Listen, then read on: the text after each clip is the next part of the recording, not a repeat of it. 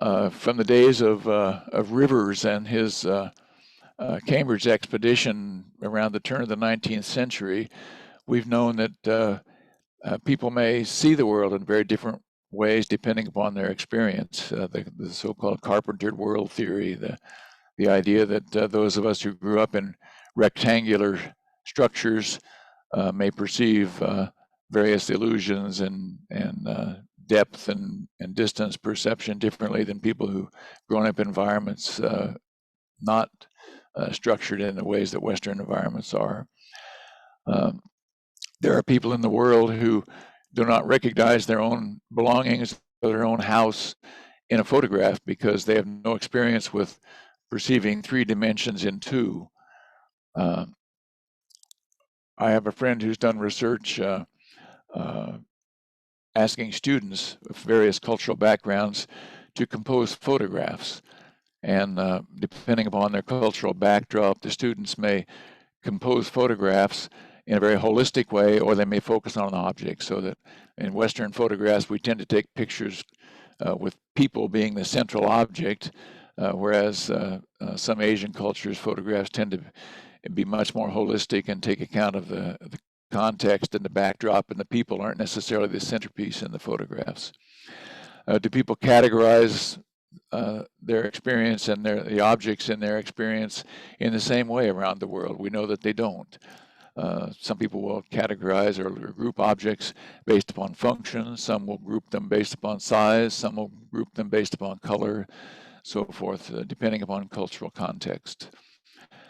People don't memorize in the same ways around the world. A few years ago, I was in a market with my son-in-law, and my daughter, his wife, and my wife had asked us to pick up 7 items.